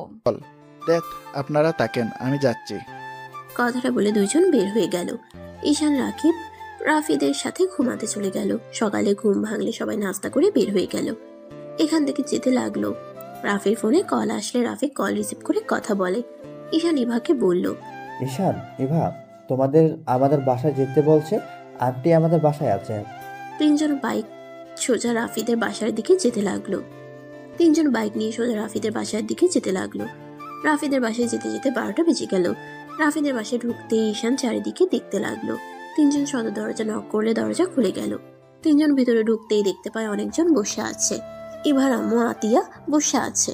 একজন মহিলা আতিয়াকে খাওয়াই দিচ্ছে। ঈশান, ইভা, রাফি এগিয়ে গেলে ঈশান সালাম দিল। মহিলাটা পিছনে তাকাতেই ঈশান চমকে গেল। সবাই ঈশানের সালামের উত্তর দিল। সাগর চৌধুরী বলে ওঠে, আরে ঈশান, তুমি এখানে? ঈশানকে আপনি চিনেন নাকি দুলা ভাই? আসসালামু আলাইকুম আঙ্কেল, কেমন আছেন? অনেকদিন পর দেখা হইল। ভাইয়া, তুমি আব্বুকে চেনো? এই ফাজিল, কি বলিস? আতিয়ার সাথে সাথে মুখ চেপে ধরল। ঈশান রাহেলা বেগমের দিকে কিছুক্ষণ তাকিয়ে থেকে বলল, ফুপি কেমন আছেন?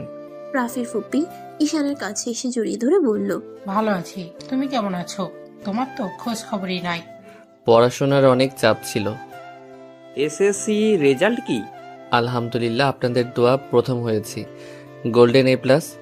মাসে আল্লাহ, বসো। সাগর, তোমরা ওকে কিভাবে চেনো? আরে এটাই তো সেই ছেলে যে রাফিকে বাঁচিয়েছিল রক্ত দিয়ে। সাগর চৌধুরীর কথা শুনে সবাই ঈশানের দিকে তাকিয়ে বলে, তোমার অনেক কথা শুনেছি, কখনো দেখা হয়নি। তুমি বাচ্চা একটা ছেলে হয়ে আমার কলিজাটাকে বাঁচিয়েছিলে, নিজের কথা না ভেবে। মানুষ হয়ে যদি মানুষকে সাহায্য করতে না পারি তাহলে কেমন মানুষ হইলাম? আর আমি একজন এতিম, আমি মরলে কারো কিছু যাবে আসবে না।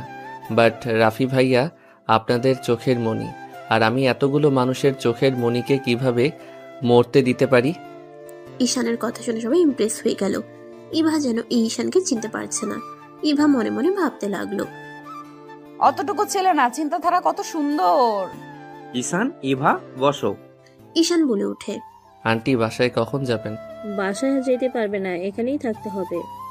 আন্টি দয়া করে আমার বোনকে এত ভালোবাসা দিবেন না। আমি চাই না আপনার ভালোবাসা পেয়ে আপনার থেকে আদর স্নেহ আশা আমার বোন করুক। ভাইয়া, তুমি কোনাকে চিনতে পারছো না? মাঝে মাঝে চেনা মানুষকে অচেনাভাবে এড়িয়ে যাওয়া ভালো। আর আতিয়া? ভাইয়া, উনি তো আমাদের। চুপ, একদম ভুলভাল কিছু নিজের মনে গেঁথে নিস না। আমরা এতিম, এটাই আসল পরিচয় আমাদের। কি বলো এসব? কিছু না আন্টি, আমি আতিয়া চলে গেলাম, আপনারা তাহলে থাকেন। আমাদের বাড়িতে এই প্রথম আসলে এভাবে চলে যেতে পারবে না। ঈশান, চলে যেতে পারবে না? চলো আমার সাথে। দুঃখিত ভাইয়া, অসম্ভব এখানে থাকা। এই আতিয়া উঠেক। আমি যাব না। আমার মাথা গরম হয়ে যাবে, উঠেক তাড়াতাড়ি, না হইলে কিন্তু তোকে দুইটা জিনিসের ভিতর একটা বেছে নিতে হবে। ভাইয়া, তুমি এমন কেন করছো? আমি এখান থেকে যাব না। রাহেলা বেগমকে জড়িয়ে ধরে বলল, আমি আম্মুকে ছেড়ে কোথাও যাব না। আতিয়ার কথা শুনে ইভা রাফি হা হয়ে গেল। ঈশান রেগে বলল, আতিয়া, মেজাজ কিন্তু বিগড়ে যাচ্ছে। থাপ্পড় খাওয়ার আগে আমার সাথে চলো। উনি আমাদের কেউ না, আমাদের মা তো মেরে গেছে। অ্যানি আমার কোথা থেকে আসলো? না, আম্মু বেঁচে আছে। বড় আব্বু আমাদের মিথ্যা বলেছে। মিথ্যা বলে ভালোই বলছিল। তুই আমার সাথে যদি এখন না যাস তাহলে আমাকে সারা জীবনের মতো হারাবি। ঈশান, এমন কেন করছো?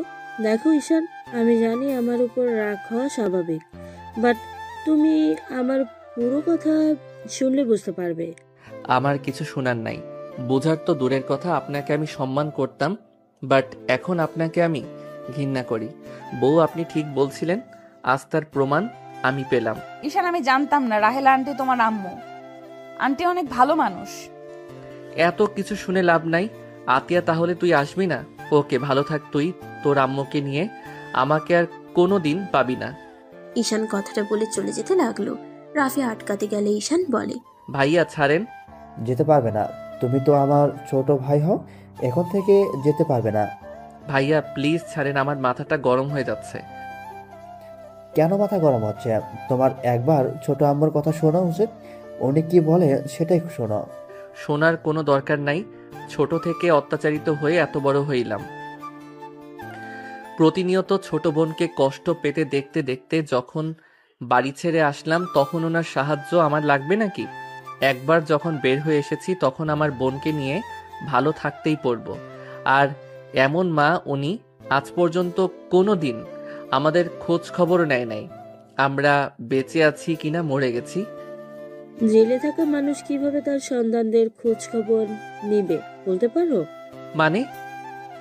মানে জানতে হইলে আমার কথা তোমাকে শুনতে হবে। 10 বছর আমি নিজের সন্তানদের খুনের জন্য জেলে ছিলাম। কি বলছেন? ঠিক বলছি। তোমার বাবা, তোমার বড় আব্বু আমাকে মিথ্যাভাবে ফাঁসিয়ে আমাকে জেলে দিয়েছিল।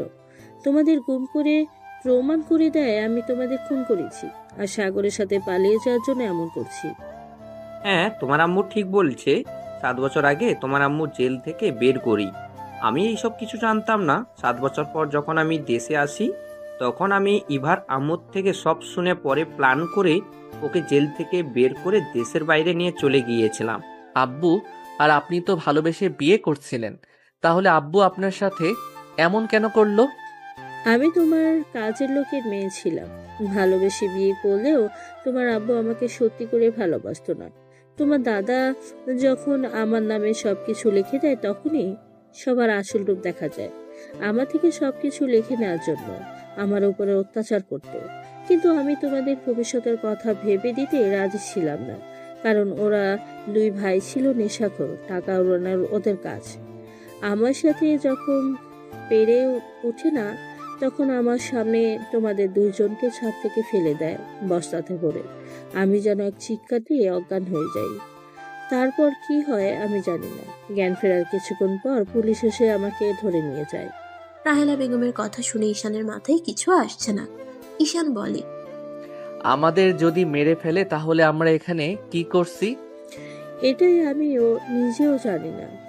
এবার আমার গতকাল আত্মীয়কে যখন নিয়ে আসে তখন আমি জানতে পারি তোমরা বেঁচে আছো। একটা মানুষ সম্পদের জন্য কতটা জঘন্য হতে পারে, ছি, ভাবতেই ঘৃণা হচ্ছে। আর আব্বুও কিনা রাগের মাথায় যেন রক্ত উঠে যাচ্ছে। ঈশানের কাছে রাহেলা বেগম এসে জড়িয়ে ধরে বলল, ঈশান, আমি জানি তোমার অনেক রাগ হচ্ছে, রাগ করো না। আমি যত তাড়াতাড়ি পারি ওদের পাপের শাস্তি আমি ওদের দিব। আপনি আমাকে ক্ষমা করে দেন, আপনাকে দেখার পর আমার রাগ হচ্ছিল। আমি জানি রাগ হয় স্বাভাবিক। ঈশান রাহেলা বেগমকে জড়িয়ে ধরে বলে, আম্মু আমাদের ছেড়ে আর যাইয়েন না। ঈশানের কথা শুনে রাহেলা বেগম চোখের পানি মুছতে মুছতে ঈশানের কপালে চুমু দিয়ে বলে, আর কখনোই তোমাদের ছেড়ে যাব না। আমি সবসময় তোমাদের সাথেই থাকবো, আর কখনো একা করে দিব না তোমাদের। না আম্মু থাক, আপনাকে আমাদের সাথে থাকা দরকার নাই। যদি আপনার কথা খুব মনে পড়ে তাহলে একটু আমাদের আপনার সাথে দেখা করতে দিলে হবে। এটা কেন বলছো? তোমরা আজ থেকে এখানে থাকবে, তোমার আম্মুর সাথে থাকবে ঈশান? না আঙ্কেল, আমি চাই না আমাদের ভাই বোনের জন্য আপনাদের নতুন সংসার জীবনে সমস্যা হোক। আরে দেখ, কি বলো? সমস্যা কেন হবে? দেখো, আমাদের কোনো বাচ্চা হয় নাই, আমি কখনোই বাবা হতে পারবো না, বাট তোমরা আমাদের সন্তান হয়ে আমাদের কি বাবা মা বলে ডাকতে পারবে না? সাগর চৌধুরীর কথা শুনে সবাই যেন অবাক হয়ে গেল। রাফির হুপ্পি বলে, ভাই এসব কি বলছিস? ঠিক বলছি, ডাক্তার অনেক দেখাইছি, কাজ হয় নাই। এসব তুমি কি ওনাকে মেনে নিতে পারবে? আপনি সুখে থাকলে আমাদেরও তো সুখ, মা দুঃখে থাকলে কোনো সন্তান ভালো থাকতে পারে না। তারপর আমি আপনাদের এখানে থাকতে পারবো না। চুপ করো, তোমরা দুজনেই এখানে থাকবে। আব্বু আম্মু তোরা কি বলো? রাফির কথা শুনে সবাই ঈশান আতিয়াকে থাকতে বলতে লাগলো। ঈশান সবার ভালোবাসা দেখে রাজি হয়ে যায়। ঈশানকে নিয়ে রাফি রুমে চলে গেল। ঈশান ফ্রেশ হয়ে রাফির সাথে নিচে আসলো, সবার সাথে বসে খাবার খেতে লাগলো। ঈশানের আম্মু ঈশানের দিকে তাকিয়ে খুশিতে চোখের পানি চলে আসলো। ঈশান বলে ওঠে, আম্মু কান্না করছেন কেন? না কিছু না, তুমি খাও। ঈশান খাবার খেতে লাগলো। খাওয়া শেষ হইলে ইভা বলে, আন্টি আঙ্কেল, আমি যে আপনাদের ছেলের বউ হয়েছে আপনারা কি মেনে নিয়েছেন নাকি আমাকে পছন্দ না? ইভার কথা শুনে সবাই হেসে ফেলল। সাগর চৌধুরী বলে উঠে, না না, আমাদের বৌমাকে অনেক পছন্দ হয়েছে। যাক, শুনে ভালো লাগলো, বাট আপনাদের ছেলে তো আমাকে পছন্দ করে না। ইভার কথা শুনে সবাই ঈশানের দিকে ভ্রুকুচকে তাকালে ঈশান বলে, আমার দিকে এভাবে তাকিয়ে আছেন কেন? আরে উনি আমার সিনিয়র, আর উনি অনেক রাগী। ওনার সাথে কথা বলতে ভয় লাগে, কখন রেগে যাবে কে জানে। বউকে ভয় পাওয়া ভালো, বাট সিনিয়র বলে কখনোই বউকে সম্মান করো না। স্বামী স্ত্রীর সম্পর্কটা হয়তো এখন বুঝতে পারছো না তুমি, এখনো অনেক ছোট, আস্তে আস্তে সব বুঝে যাবে। আমি অত ছোট না, আমি জানি বউকে সম্মান করতে হয়। বউ রেখে অন্য মেয়ের সাথে বেশি মেশা লাগে না। সব সময় বউকে খুশি রাখার চেষ্টা করতে হয়। এত কিছু জানো, তারপর না গতকাল পার্টিতে ওইসব কি করলে? পুরো লুচ্চা একটা। বাজে কথা বলবেন না, উনি আমার বড় বোনের মতো, আমাকে উনি ছোট ভাইয়ের মতো ভালোবাসে। রাফি ভাইয়াকে জিজ্ঞেস করেন। ও, এই তার কাহিনী? এই তুই না আমার বেস্ট ফ্রেন্ড, কই আমাকে তো একবার বললি না ঈশানের সাথে তোর বিয়ে হয়ে গেছে? সে অনেক কথা, সব কথা শেয়ার করে মার খায়, তাই না? কেন? আর এই ঈশান, তুমি এই ফুল হাতা শার্ট পরে থাকো কেন? ভাইয়া হাত কাটা মনে হয়, সেটাও ঢেকে রাখার জন্য ফুল হাতা শার্ট পরে। কি কিভাবে কাটলো দেখি? ঈশানের হাত কাছে নিয়ে শার্টের হাতা উপরের দিকে তুলে দেখে ব্যান্ডেজ করা। রাহেলা বেগম বলে ওঠে, কিভাবে কাটলো? তেমন কিছু না, একটু কেটে গেছে। আর এই জন্য ফুল হাতা পরি, কারণ এইটা দেখলে সবাই হাজার প্রশ্ন করবে, এটা ভালো লাগে না। একটু সাবধানে খেতে পারো না? থাকবো এখন থেকে। ইভা ঈশানের দিকে তাকিয়ে বলল। হঠাৎ করে ইভার কল বেজে উঠলে কল রিসিভ করতেই ঈশানের দিকে দিয়ে বলে, তুলি কল দিয়েছে। ঈশান ফোনটা কানে নিয়ে তুলি বলে, ঈশান পার্কে আই। পার্কে গিয়ে কি করবি? আসতে বলছি, আই। আগামীকাল থেকে কলেজ যেতে হবে, আজকে ছুটি, তাড়াতাড়ি আই। রাকিব বের হয়েছে, তুই আই। আচ্ছা আসছি, তাও রাগ করিস না। গুড, আই তাড়াতাড়ি। ঈশান কল কেটে ইভার দিকে ফোন দিয়ে বলল, আমি একটু বের হব। কোন পার্কে যাবে? গতকাল যেটাতে গেছিলাম ওইটাতে। এখন কোন সময়ের যাওয়া? আরে ওরা যেতে বলছে, না গেলে রাগ করবে, আমি আসছি। ঈশান সবার থেকে বিদায় নিয়ে বের হয়ে গেল। ঈশান রিক্সা নিয়ে চলে গেল। পার্কের ভিতরে ঢুকতেই তিনজন ভ্যাবাচিকা খেয়ে গেল। ঈশান তুলির চোখ ধরে টেনে পার্ক থেকে বের হয়ে গেল। তুলি লজ্জায় বলে ওঠে, কুত্তা, এই পার্কে সাজেশনে রাকিবের বাচ্চা দিয়েছে। কচু আগে দেখবি না, তারপর নিয়ে আসবি। আরে ভাই, কে জানতো এইটাতে তো সুন্দর অবস্থা। আগেটাতে কত ভালো ছিল, আমি ভেবেছিলাম এইটাও ভালো হবে। টাকাটা নষ্ট। দেখ, চল লেকের পাড়ে যাই, আর টিকিট কিনবো না। তিনজন লেকের পাড়ে চলে গেল। তিনজন বসে থেকে আড্ডা দিতে লাগলো। সন্ধ্যার দিকে তিনজন যার যার মতো চলে গেল। ঈশান রাফিদের বাসায় চলে গেল। বাসার ভিতরেই ঢুকতে দেখে সবাই মজা করছে। ঈশান এগিয়ে গিয়ে বলল, আমাকে রেখে কি নিয়ে তো হাসাহাসি হচ্ছে?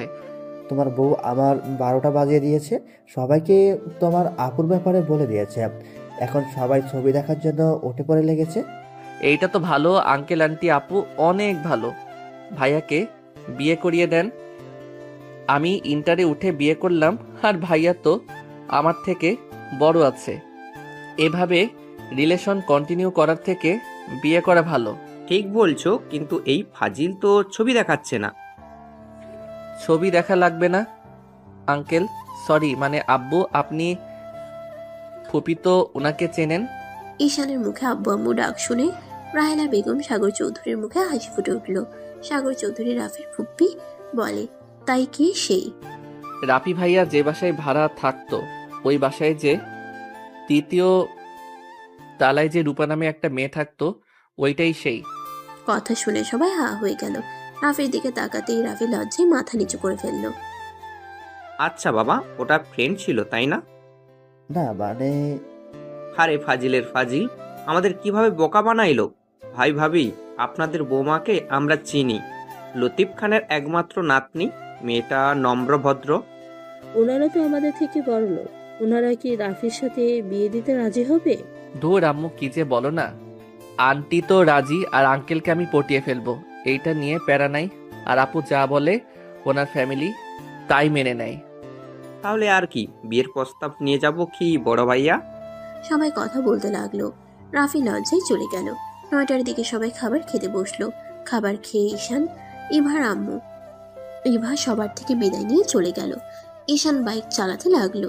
ইভা তারপর ইভার আম্মু বসে আছে। তিনজন বাসে চলে গেল। ঈশান ইভা নিজেদের রুমে চলে গেল। ঈশান শার্ট প্যান্ট নিয়ে গোসল করতে চলে গেল। গোসল করে সোফায় বসতেই ইভা বলে, আজকে খাটে ঘুমাও, নিচে ঘুমাতে হবে না। আর কোনো রিস্ক নিব না। আবার কখন দেখা যাবে একটু হাত পা উঠে গেলে, সকালে উঠে দেখবো আমার হাত পা নিচে কাটা অবস্থায় পড়ে আছে। ঢং ভালোভাবে বললাম, ভালো লাগলো না? যা, তোর নিচে ঘুমানো উচিত, যা ভাগ। ঈশান ইভার দিকে ভ্রু কুচকে তাকিয়ে বলে, আমি কখন আপনার কাছে গেলাম যে যা ভাগ বলেন? সাহস থাকলে তো আসবি, ভীতু কোথাকার, যা এখান থেকে। ঈশান উঠে বলে, আমি ভীতু, কাছে গেলে বাবুর আম্মুর বানিয়ে দিব একেবারে। ঈশান কথাটা বলে সাথে সাথে মুখ চেপে ধরলো। ইভা বেচাকা খেয়ে গেল, লজ্জা পেয়ে গেল। নিজেকে স্বাভাবিক করে রাগী লোক নিয়ে বলে, এসব কি ধরনের কথা? তুই কি এসব রোমান্টিক উপন্যাস থেকে শিখছিস নাকি? নাকি ওই ফালতু পার্কে গিয়েছিলি? ঈশান ঢোক গিলে বলে, না মানে ভুলে বলে ফেলেছি, সরি, আমার ঘুম পাচ্ছে, গুড নাইট। ঈশান কথাটা বলে বালিশ নিয়ে নিচে শুয়ে পড়লো। ইমা মুচকি মুচকি হাসতে লাগলো। লাইট অফ করে খাটে শুয়ে থেকে ঈশানের কথাগুলো ভাবতেই লজ্জায় লাল হয়ে যেতে লাগলো। ভাবতে ভাবতে ঘুমিয়ে গেল। সকালে ঘুম ভাঙলে ঈশানকে নিচে ঘুমাতে দেখে মুগ্ধ নয়নে দেখতে লাগলো। ঈশানের ঠোঁটের দিকে চোখ গেলে ইভা নিচে নেমে ঈশানের কাছে যাবে, সাথে সাথে ঈশানের ঘুম ভেঙে গেল। ইভা সাথে সাথে উঠে পড়ে, ঈশানকে দেখে বলে, এই কলেজে যাবে না নাকি? নাক ডেকে ঘুমাচ্ছ? আমি আবার কবে থেকে নাক ডাকলাম? প্রতি রাতেই তো ডাকো। কি অসম্ভব? অসম্ভব কেন? সত্যি ডাকি, হয়তো নিচে শুয়ে থাকার জন্য এমন হইতে পারে। হয়েছে, যাও ফ্রেশ হয়ে আসো তাড়াতাড়ি। ঈশান উঠে ফ্রেশ হতে চলে গেল। ইভা মিটিমিটি করে হাসতে লাগলো। ঈশান ফ্রেশ হয়ে বের হইলে দেখে ইভা খাটের উপরে শার্ট আর প্যান্ট রেখেছে। ঈশান কিছু বলার আগে ইভা ওয়াশরুমে চলে গেল। ঈশান শার্ট প্যান্ট পরে নিল। ঈশান কলার ঠিক করতে লাগলো। ইভা বের হয়ে ঈশানের শার্টের বোতাম খোলা দেখে অবাক হয়ে গেল। ইভা বলে ওঠে, তুমি কি প্রতিদিন জিম করো নাকি? ঈশান ইভার কথা শুনে সাথে সাথে শার্টের বোতাম লাগাতে লাগলো। ইভা ঈশানের কাছে গেলে সাথে সাথে ঈশান ব্যাগ নিয়ে খাটে বসলো। ইভা বলে, দেখি একটু। লুচ্চা নাকি? রেডি হন। ইভা মুখ ভেঙচি দিয়ে রেডি হতে লাগলো। ঈশান এবার দিকে তাকাতে এবার রেডি হয়ে বলল, চলেন, রেডি হওয়া শেষ। আপনি একমাত্র মাইয়া যে এত তাড়াতাড়ি রেডি হতে পারেন। আপনাকে নোবেল পুরস্কার দেওয়া দরকার। মানে? কিছু না, চলেন। ঈশান এবার পিছন পিছন যেতে লাগলো। নিচে গিয়ে দুজন খাবার খেয়ে বের হয়ে গেল। প্রতিদিনের মতো ঈশানকে গেটের সামনে নামিয়ে দিল। ঈশান সোজা ওর ফ্রেন্ডের সাথে কুশল বিনিময় করে ক্লাসে চলে গেল। রাকিব ঈশানকে বলল, এত লেট হইল কেন রে? ঘুম ভাঙতে দেরি হয়েছে, আর ঠিক সময় তো এসেছি। সাথে সাথে ক্লাস শুরু হয়েছে। ঈশান মনোযোগ দিয়ে ক্লাস করতে লাগলো। ক্লাস শেষ হইলে বাহিরে গেলে রাফি ডাক দিলে তিনজন ওদিকে যেতে লাগলো। ওদের সামনে গিয়ে ঈশান বলল, ভাইয়া কিছু বলবে? ছোট আম্মু তোমাকে কোচিংয়ে ভর্তি করে দিতে বলেছে। টাকা খরচ করতে হবে না। আপনার বেস্টু তো আছে, উনি তো আমার ম্যাম হতে পারে। ওহি তোমাকে পড়ানো বাদ লাঠি পেটা বেশি করবে। তাই নাকি? আমিও অন্য কিছু দিয়ে দৌড়াবো। কি দিবা? কিছু না। আপনি কি আমাকে পড়াতে পারবেন না? এসব বাদ দাও আম্মু, যা বলে তাই শোনো। ভালোভাবে পড়াশোনা করো, অন্য চিন্তা মাথা থেকে ঝেড়ে ফেলে দাও। ঈশান, তুমি চাইলে আমি তোমাকে পড়াতে পারি। তুই পড়াবি? তুই তো ভালো স্টুডেন্ট আছো। ওকে, তুই তাহলে ঈশানকে পড়াস, আর যা বেতন নিবি আমি তোকে দিয়ে দেব। আরে, ওকে পড়াতে বেতন লাগবে না। দেখ, তা কখনো হয় নাই।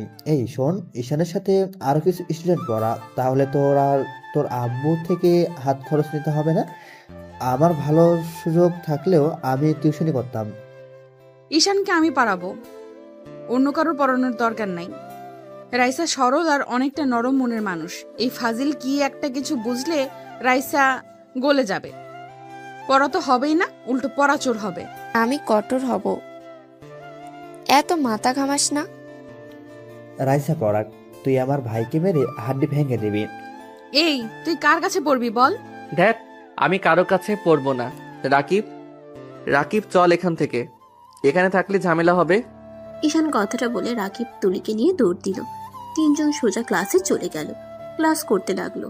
হঠাৎ করে নিচের দিকে চোখ যেতেই ঈশান অবাক হয়ে যায়। ঈশান রাকিবকে বলে, রাকিব, নিচে কি হয়েছে রে?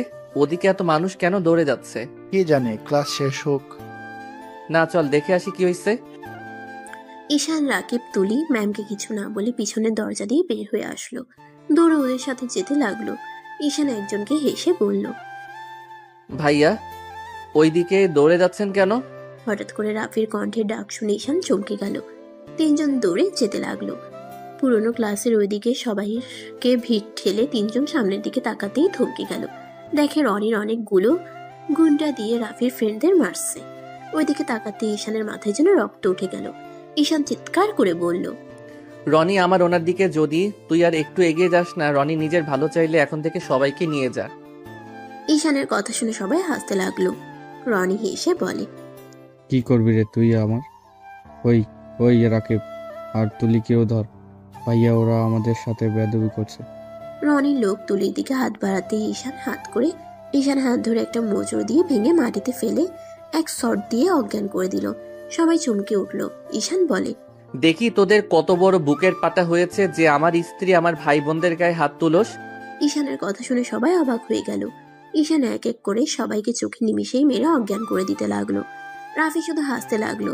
রাফি হাসতে হাসতে বলে, রনি, তোদের হাতে এখনো পালানোর সুযোগ আছে। ইভার কাছে ক্ষমা চেয়ে পালা। আমি কি ওকে ভয় পাই নাকি?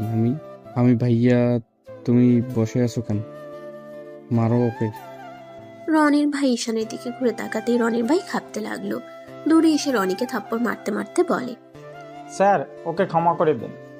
ওই তো ছোট মানুষ, বুঝতে পারে নাই। আমি আমার ভাইকে মারছি, আপনি সবাইকে নিয়ে চলে যান। আমি এখনই সবাইকে ছেড়ে দিচ্ছি। রনির ভাইয়ের কথা শুনে সবাই হতভম্ব হয়ে তাকিয়ে আছে। ঈশান রাগের সামনে চেয়ারে কাছাড় দিয়ে ভেঙে বলল, আপনি এমন কলেজে এসে মাতবাড়ি করেন? আপনার এত বড় সাহস কিভাবে হয়? এখানে অন্যায় কাজে ভাইকে প্রশ্রয় দেন। আমি যদি আপনার একটা ব্যবস্থা না করছি, আমার নামও। ঈশানের কিছু বলার আগে পা ধরে জড়িয়ে ধরে কান্না করতে করতে বলে, স্যার, আমার ভুল হয়ে গেছে, আমাকে ক্ষমা করে দেন। আমি কাজে সাহায্য করতে চাই নাই। আমার ছোট ভাই আমাকে ব্ল্যাকমেল করে আসতে বাধ্য করেছে। আমি যদি না আসতাম তাহলে ওই আত্মহত্যা করত। ঈশান রেগে গিয়ে বলে, আত্মহত্যা করার খুব শখ তোর, তাই না? আমি তোকে মৃত স্বাদ দিব। ওয়েট। ঈশান যেতে নিবে ঈশানের পা রনির ভাই শক্ত করে জড়িয়ে ধরে থাকে। রনিকে বলে, রনি, সারা জীবন হসপিটালে থাকতে না চাইলে দৌড়ে পালিয়ে যা। তাড়াতাড়ি এখান থেকে যা। আমি কোথাও যাব না। তুমি ওই পিচ্ছির বাচ্চাকে দেখে কেন ভয় পাচ্ছ? কে পিচ্ছি রে? এই আপনি পা ছাড়েন। আপনার ভাইকে আমি একটু পিচ্ছিগিরি দেখাই। রনির ভাই বলে, তুই এখান থেকে যাবি? কিসের ভাব দেখাস তুই? হ্যাঁ, তুই জানোস ওই কে? ওই যদি একবার বসকে কিছু বলে, আমার চাকরি থাকবে না, আর তোকে জেলে দিতে 1 মিনিট সময় লাগবে না। আর ওই যদি তোকে মারে, সব প্রমাণ 1 নিমেষেই শেষ হয়ে যাবে। রনির ভাইয়ের কথা শুনে সবাই যেন ঈশানের দিকে তাকিয়ে আছে। রনি ভয়ে কাঁপতে লাগলো। রনি দৌড়ে পালিয়ে গেল। রনির ভাই বলে, স্যার, আমাকে ক্ষমা করে দেন। আমি আর কোনোদিন এমন ভুল করব না। আমার চোখের সামনে থেকে যান, আর আপনার ভাই আমার নজরে সব সময় থাকবে। ঈশানের কথা শুনে ভয়ে দৌড়ে চলে গেল। রাকিব, তুলি, ইভা, রাফি বাদে সবাই যেন ভূত দেখার মতো দেখছে। ঈশান ইভার কাছে গিয়ে দড়ি খুলে দিল। ইভা ঈশানকে বলল, আমি কি চোখে ভুল দেখছি? জানি না। ব্যথা পাইছো? ঈশান ইভার ঠোঁটের রক্তগুলো মুছে দিতে লাগলো। ইভা রাগ করে বলল, যা এখান থেকে কুত্তা। তুই এতক্ষণ কই ছিলি? আর একটু হইলে সবার সামনে। ইভা কথাগুলো বলে কান্না করতে লাগলো। ঈশান ইভাকে জড়িয়ে ধরে বলল, সরি, আমি ক্লাসে ছিলাম, আর আমি থাকতে তোমার ক্ষতি কেউ করতে পারবে না। আর ওই সবাই এভাবে কি দেখেন? এখান থেকে যাবেন। ঈশানের কথা শুনে সবাই চলে যেতে লাগলো। রাইসা হতভম্ব হয়ে তাকিয়ে আছে ঈশান আর ইভার দিকে।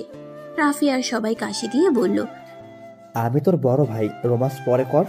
ঈশান সাথে সাথে ইভাকে ছেড়ে দিয়ে বলল, সরি ভাইয়া, ভুল সময় চলে এসেছি। তোমাকে এত মারছে, আর আমাকে একবার কাউকে দিয়ে ডাক দিতে পারলে না? ঈশান, তোমার এই কলেজে পড়া উচিত না। এখান থেকে চলো। ইভা, ঈশানের হাত ছাড়ো। কোন হাত ছাড়বো? ওর বিপদ আছে, এখানে থাকা নিরাপদ না। ঈশান সাথে সাথে ইভাকে ছেড়ে দিয়ে বলল। ঈশানের হাত ধরে রাফি নিয়ে যেতে লাগলো। ইভা ঈশান রাফির পিছন পিছন যেতে লাগলো। ঈশান রাফির বাইকে উঠলো। ইভা ঈশানদের পিছন পিছন যেতে লাগলো। হঠাৎ করে পিছন থেকে ঈশানের উপরে কেউ গুলি চালিয়ে দিল। ঈশান ছিটকে রাস্তায় পড়ে গেল। ইভা জোরে একটা চিৎকার দিলে রাফি পিছনে ঘুরে তাকালো। ইভা বাইক থামিয়ে ঈশানকে ধরলো। রাফি বাইক ঘুরিয়ে ঈশানের কাছে এসে ধরলো। ইভা চিৎকার করে কান্না করতে করতে বলল, ঈশান, চোখ খোলো। ঈশান, প্লিজ চোখ খোলো। ঈশান, প্লিজ চোখ খোল। ঈশান, ওঠেক না ভাই। রাফি ইভা কান্না করতে লাগলো। ইভা বলে ওঠে, রাফি, ওকে নিয়ে হসপিটালে চলো প্লিজ। ইভা রাফি ঈশানকে কোলে তুলে বাইকের কাছে গেলে দেখে দুইটা বাইকের পাঞ্চার হয়ে গেছে চাকা। ইভা রাফি দুইজন গাড়ি থেকে সাহায্য যেতে চাইতে লাগলো। হঠাৎ করে পিছন থেকে কয়েকজন এসে রাফি ইভাকে সরিয়ে দিয়ে কালো গাড়িতে করে ঈশানকে নিয়ে চলে গেল। ঈশান ইভা দৌড়াতে লাগলো। গাড়িটা ধরতে পারলো না। ইভা দৌড়াতে গিয়ে গাড়ির সাথে ধাক্কা লেগে পড়ে গেল। 5 বছর পর। আর কতদিন এভাবে ঈশানের স্মৃতি নিয়ে বেঁচে থাকবি? তুই আমাদের একমাত্র সন্তান। আমরা এভাবে আর দেখতে পারছি না। যে মারা গেছে তার স্মৃতি কতদিন বেঁচে থাকা যায়? তোর সুন্দর একটা ভবিষ্যৎ আসে। আমি কাউকে ঈশানের জায়গা দিতে পারবো না। আমাকে কেন বারবার জোর করছো? যদি এমন করো তাহলে আমি কোথাও হারিয়ে যাব, আমাকে আর খুঁজে পাবে না। পারস তো একটাই কথা বল, খালি এটাই কথা, হারিয়ে যাবি। আমাদের কথা কি একবারও ভাববি না? এই বুড়ো বয়সে কি একটু শান্তিতে থাকতে দিবি না? আমাকে হসপিটালে যেতে হবে। ইভা কথাগুলো বলে চলে গেল। ইভা বাসা থেকে বের হয়ে গাড়িতে উঠে পড়ল। ইভা ঈশানের কথা ভাবতে লাগলো। চোখের কোণায় পানি আসলো, সাথে সাথে মুছে ফেললো। এদিকে আতিয়া রাস্তার পাশে দাঁড়িয়ে একটা ছেলের সাথে কথা বলা দেখে ইভা গাড়ি থামিয়ে কাজ নামিয়ে বলল, আতিয়া কি করছো এখানে? ওহ ভাবি, আপনার কাছে যাচ্ছিলাম। আমার ফ্রেন্ডের সাথে দেখা হলো অনেকদিন পর তো। ভাবি, এটা আম্মু আপনার জন্য পাঠিয়েছে। গাড়িতে ওঠো। ভাবি, কলেজে যেতে হবে। উঠতে বলেছি, ওঠো, আমি নামিয়ে দিচ্ছি। ইভা ছেলেটাকে বিদায় দিয়ে গাড়িতে উঠে পড়ল। ইভা আতিয়ার দিকে তাকিয়ে বলল, আতিয়া, ছেলেদের সাথে একটু কম মেশার চেষ্টা করো। ভাবি, আপনি কি আমাকে সন্দেহ করছেন নাকি? সন্দেহ না, তুমি কোথায় কি করো সব কিন্তু আমি জানি। আর তুমি আন্টির সাথে বেয়াদবি করো কেন? বেয়াদবি কি আমি ইচ্ছে করে করতে চাই? আম্মু সবকিছুতেই বেশি শাসন করে। আমি তো বড় হয়েছি, তাই না? এখন কি আমি নিজের ইচ্ছে মতো চলতে পারবো না নাকি? আতিয়া, তুমি এতটাই বড় হয়ে গেছো যে এটাও বুঝতে পারলে না আন্টি কেন তোমার সাথে এমন করে। দেখো, অলরেডি তোমার ভাইয়াকে সে হারিয়ে ফেলেছে। সে চায় না তোমার কিছু হোক। তুমি তার শেষ ভরসা। তোমার কিছু হইলে সে আরো ভেঙে পড়বে। আমি জানি, কিন্তু রাগ উঠে গেলে আমি কি করব? আর আমি আমার ভাইয়ার মৃত্যুর রহস্য বের করবই। আমার ভাইয়াকে যে মারছে আমি তাকে মেরে ফেলবো। চুপ করো, এসব মাথা থেকে বের করে দিয়ে পড়াশোনায় মনোযোগ দাও। ও ভাবি, আব্বুর সাথে দেখা করতে যেতে হবে। আমি গতকাল রাতে দেখা করতে গেছিলাম। আব্বুকে কবে ছাড়ানো যাবে? আব্বুকে এভাবে দেখতে ভালো লাগে না। খুনের মামলা, আর আমরা চেষ্টা করছি খুব তাড়াতাড়ি উনি বের হয়ে আসবে। দুজন কথা বলতে বলতে ইভা আতিয়াকে কলেজের সামনে নামিয়ে দিয়ে ইভা হসপিটালে চলে গেল। হঠাৎ করে হসপিটালে কয়েকজন দৌড়ে ভিতরে ঢুকলো। একটা লোককে কাঁধে নিয়ে একজন ডাক্তার ডাক্তার বলে ডাকতে লাগলো।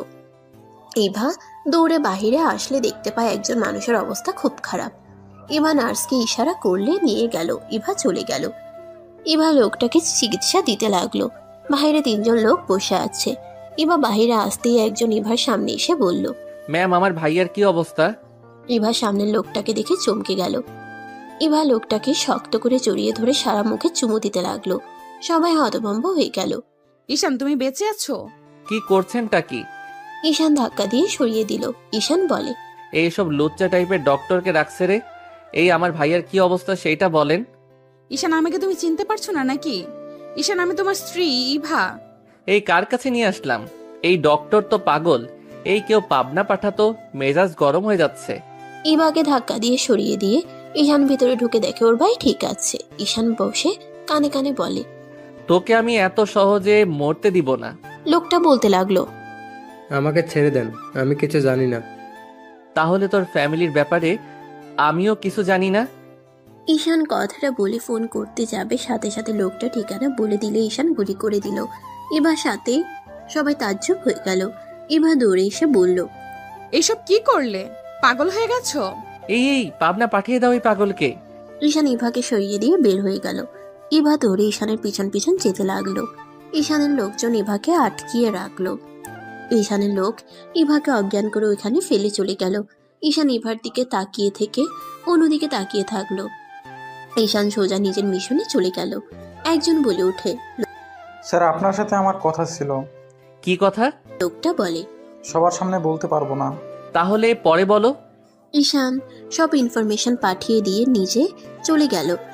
সবাই ঠিকানা অনুযায়ী ড্রাগ সাপ্লাই গাড়িদের সাথে মারামারি করতে লাগলো। মারামারি করতে করতে একজনের হাতে গুলি লাগলে ঈশান সাথে সাথে তাকে ধরে যে গুলি করেছে তার মাথায় গুলি করে দিল। পুলিশ এসে সবাইকে ধরে নিয়ে যেতে লাগলো।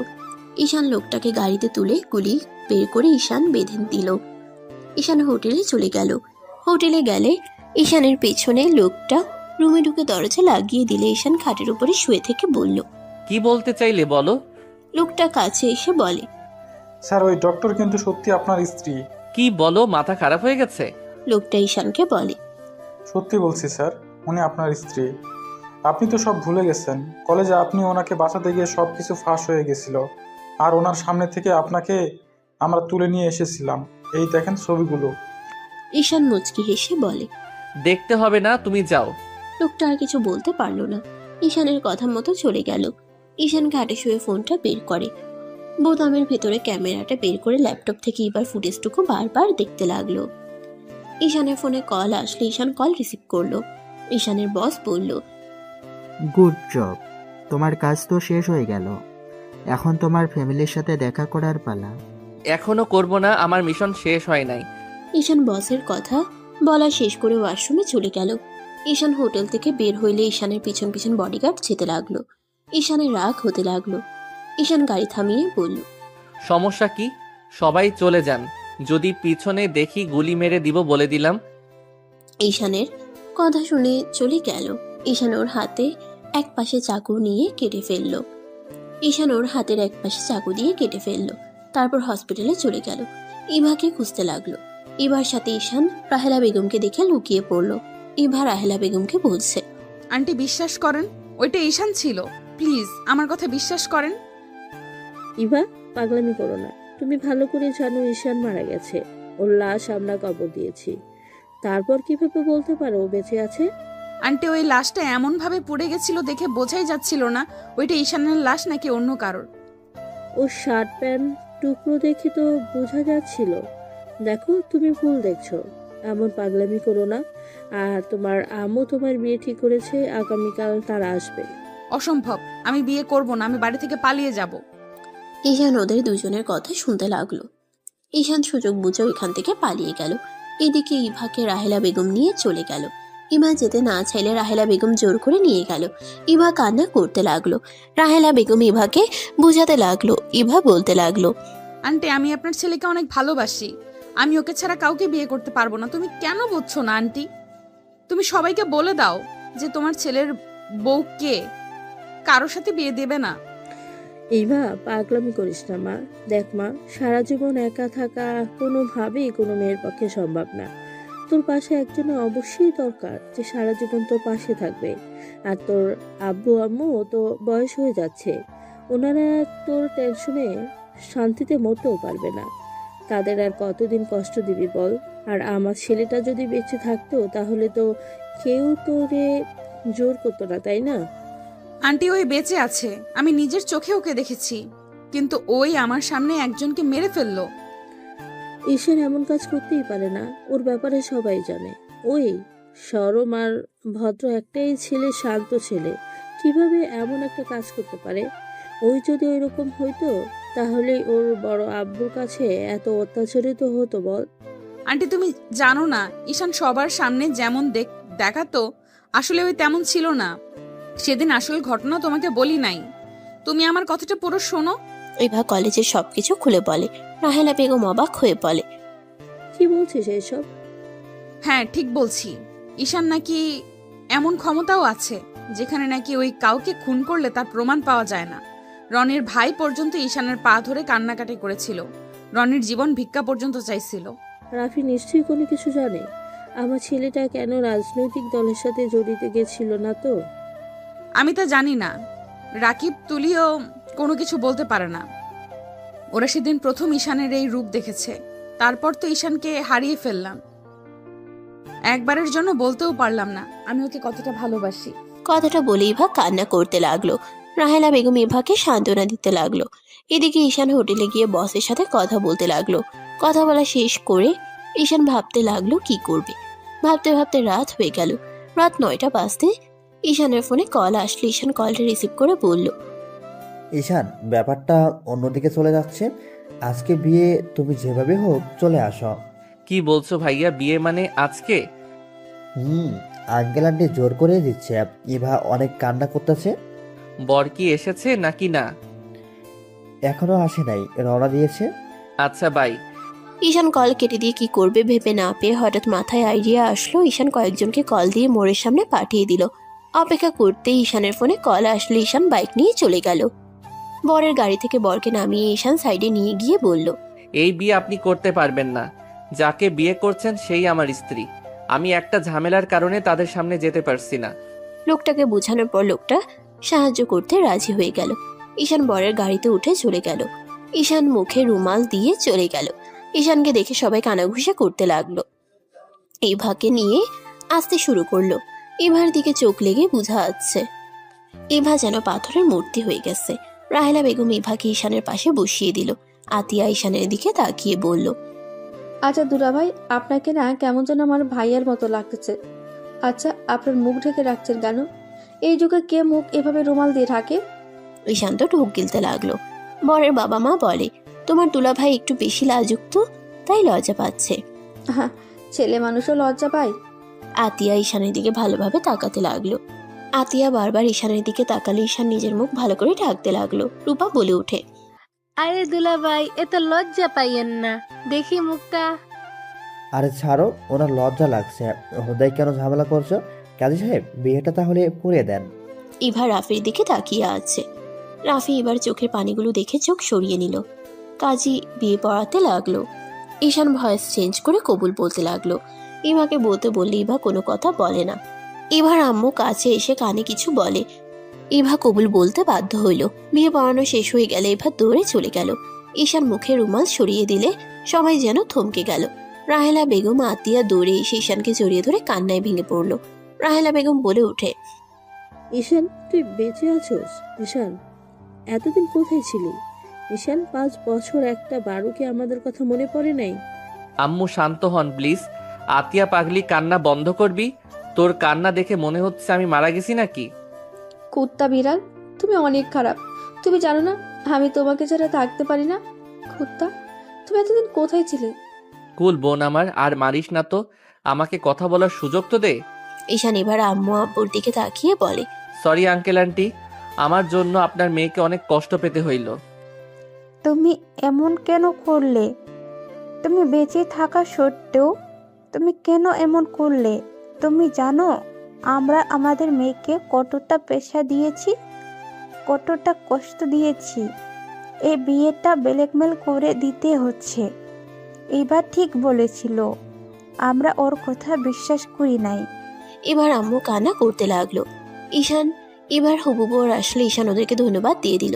ওরা সবাই বিদায় নিয়ে চলে গেলে ঈশান কিছু বলবে তার আগেই বডিগার্ড এসে রাফিকে দেখে বলে, স্যার, ওনাকে আমি চিনি স্যার, উনি ওই সেই দিন ছিল।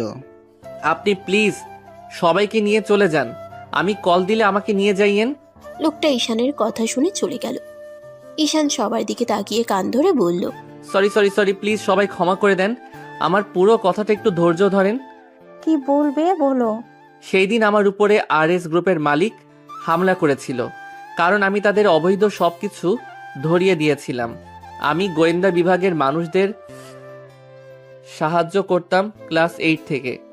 আমি বয়সে ছোট হইলেও আমার বুদ্ধির কারণে গোয়েন্দা বিভাগের এজেন্টকে আমি একবার বাঁচিয়েছিলাম। সেই সব ট্যালেন্ট দেখে আমাকে তার অনেক পছন্দ হয়, আর এইসব বিষয়ে আমার আগে থেকে অনেক আগ্রহ ছিল। আমি ওনাদের সাথে ট্যালিং করতাম। আমাকে ছোট ভেবে প্রথমে নিতে রাজি হয় নাই। আমার আগ্রহ দেখে তারা আমাকে নেয়। আমি পড়াশোনার পাশাপাশি ওইখানে গিয়ে ট্যালিং নিতাম। কি এত ছোট বয়সে এইসব কিভাবে যেতে পারলে তুমি? ছোট আম্মু, পুরোটাই বলতে দেন, তারপর বল। 10 থেকে 6 মাস ওইসব বাদ দিয়ে পড়াশোনা নিয়েছিলাম। 2 মাস ছুটি পেয়েছিলাম। ওই 2 মাসে 3টা কেস আমি সমাধান করতে সাহায্য করছি। তারপর সবাই আমার উপরে ইমপ্রেস হয়ে গেছিল, আর আমাকে ক্ষমতা দেওয়া হয়েছিল, আর সবাই আমাকে অনেক ভালোবাসে, বিশ্বাস করে। আর আমি যেভাবে থাকতাম, আমাকে ধরার মতো ক্ষমতা কারো ছিল না। সেই দিন সব সমস্যা হয়ে যায়। রাগের বশে নিজের পরিচয়টা উচ্ছেদ হয়ে যায়। ওই কলেজের একজন RS কোম্পানির মালিককে সব বলে দিলে আমার উপরে হামলা করে, আর আমাকে বাঁচাতে রাফি ইভাকে সরিয়ে দিয়ে আমাকে নিয়ে চলে যায়। আর আমার অবস্থা বেশি ভালো ছিল না। এখান থেকে যাওয়ার পর আবার অ্যাক্সিডেন্ট হয়ে যায়। ভাগ্যক্রমে আমি বেঁচে যাই। মাথায় অনেক আঘাত পাওয়ার কারণে পাগল হয়েছিলাম। 2 বছর যখন ঠিক হইলাম, তখন বস ছাড়া কেউ জানতো না। সবাই জানে আমার স্মৃতি শক্তি নাই। 3 বছর আমার শত্রুদের আরও কেস রহস্য বের করছি। এতদিন আমি দেশের বাহিরে ছিলাম, 1 বছর আগে দেশে এসেছি। সব বুঝলাম। 1 বছর আগে দেশে আসলে তুমি আমাদের সাথে কেন দেখা করো নাই? আমি চাইলে দেখা করতে পারতাম না। আমার পিছনে সব সময় শত্রু লেগে আছে। আমার জন্য আমার ফ্যামিলির কোনো মানুষের ক্ষতি হবে এইটা কখনোই আমি মেনে নিতে পারবো না। আর এখন মোটামুটি আমার আর একটা মিশন আছে, সেইটা শেষ হইলে আমার কাজ আমি ছেড়ে দিব। ভাইয়া, তুমি যদি এত সাহসী হও তাহলে বড় আব্বু যে আমাদের ওপর অত্যাচার করতো, তাহলে তুমি কিছু বলতে না কেন? সব সময় মার খেতে। উনি আমাদের গুরুজন আর সব ভাবতাম উনি যেমন হোক, আমাদের তো খাওয়াচ্ছে পড়াচ্ছে।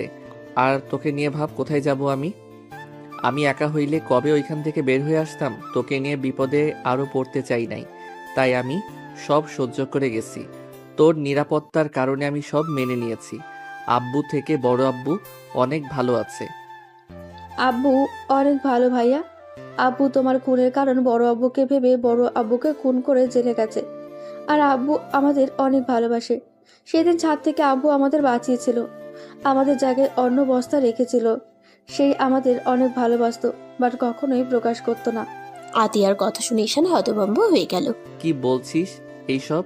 হ্যাঁ ঠিক বলছি, তোমার আব্বু তোমাকে অনেক ভালোবাসে। তোমার মৃত্যু সহ্য করতে না পেরে ঈশান একবার তোমার আব্বুর সাথে দেখা করো, সেই নিজেকে তিলে তিলে শেষ করে দিচ্ছে। হ্যাঁ ঈশান, তোমার আব্বুর সাথে দেখা করো। আমি আপাতত জেলে যেতে পারছি না। আচ্ছা চিন্তা করেন না, আমি আব্বুকে জেল থেকে বের করে নিয়ে আসব। এবার কাছে গিয়ে দেখা করো। মেয়েটা আমার মনে হয় কান্না করতে করতে অবস্থা খারাপ।